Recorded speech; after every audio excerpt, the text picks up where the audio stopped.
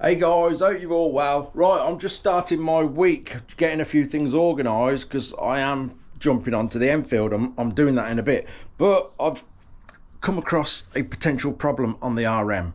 So I'm getting things ready for the RM to get a couple of videos out on that this week, and obviously the wiring on the Enfield. So what I do, I make sure I've got everything I need for this week. So if I haven't, I can get it ordered. I've had all the bearing kit come for the rear suspension linkage on the RM, so I thought I'll have a quick check over it all, make sure we got everything, and check the linkages. And then I found a potential problem with this linkage. It's not looking good, and the reason why I'm going to investigate it now and check it all out, see what we can do. I can literally only find one of them online, secondhand. One. I have like trawled the internet. I'm guessing you could probably get them brand new from places like Fowler's of Bristol and places like that, but yeah, you guarantee the price is horrific for something like that. Anyway, it's this bearing here. Let me grab that and hold it up to the light.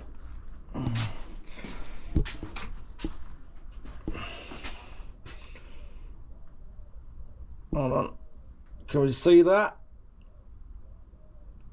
It is oval. See straight through the top of it, look. I don't think I've ever seen that happen on a linkage. I've seen some pretty rough bearings and seized up bearings, but not that. That is bizarre. Yeah, I'm thinking the actual linkage is scrap, so I'm going to pop that bearing out and find out, because I need to know ASAP, because if there's only one on the internet, I'm gonna have to pounce on it. It's something we could have done without on the financial side of things, but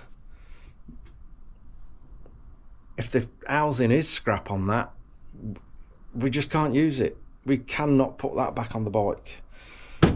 So let's pop that out and see what we're up against. Okay, got that bit of tube in there. Not that. A bit of brass. Let's see if we can drift that out.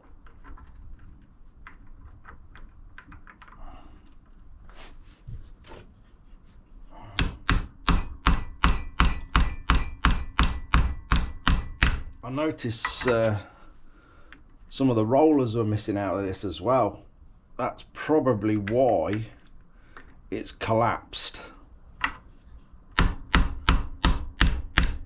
I'm guessing someone's had this apart before, lost rollers, not bothered changing it, which is give it the movement for it to collapse.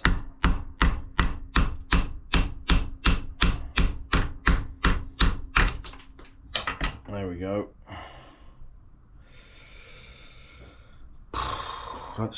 Where did that go? Let's have a look. Oh, it's in there. Let's have a look at it. Oh dear, that's not good. Let me get a bit of cloth and wipe that up.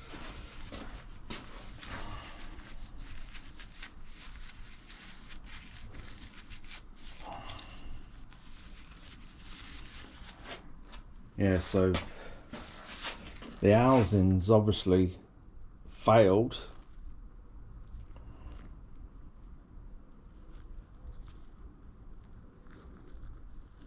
And it's just gone oval, along with some of the rollers that were missing out of there.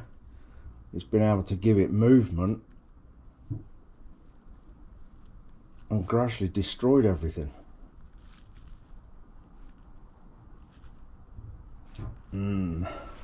That's not good.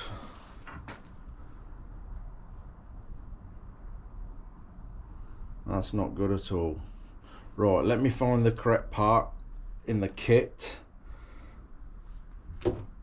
We'll clean that up a bit and we'll see how it sits in there, because if we've got a gap, then this is definitely scrap, because it'll do the same thing. It'll just start collapsing into the gap in no time at all. New bearing.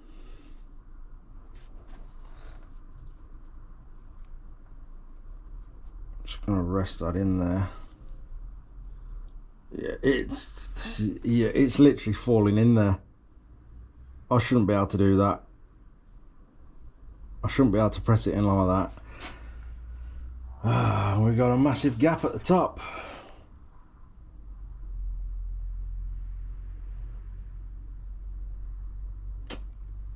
Oh dear, that is scrap.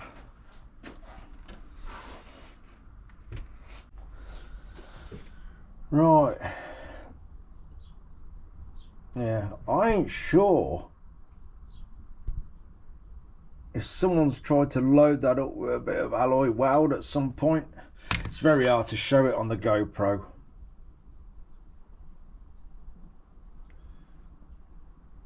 It's a mess.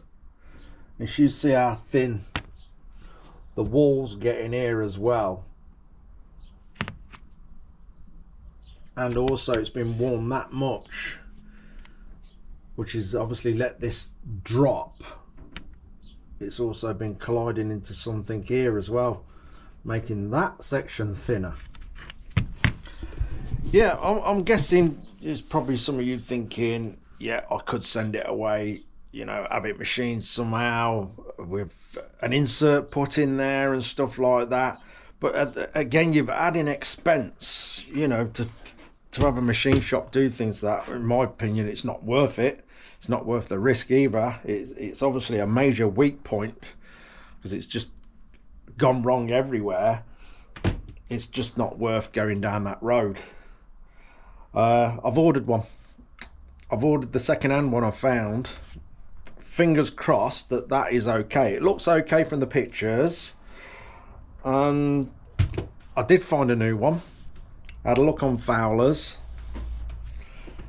That, an assembled unit with the bearings, that seems to be the only way they sell it, £509.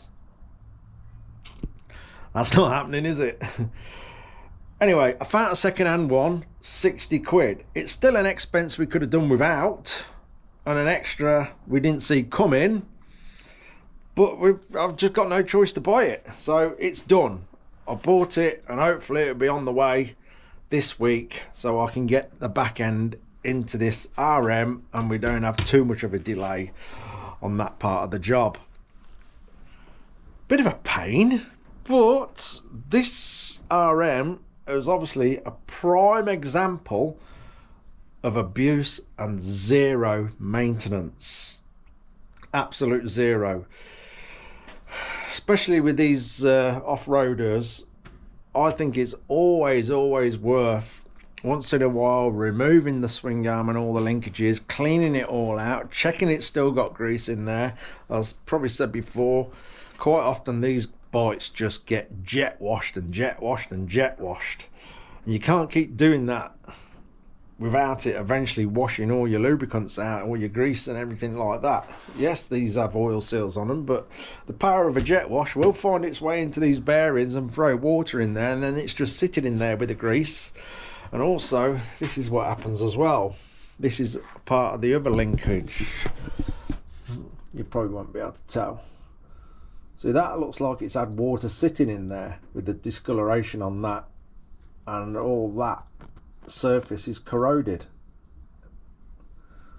But luckily we've got all new ones, all nice new ones to replace all them.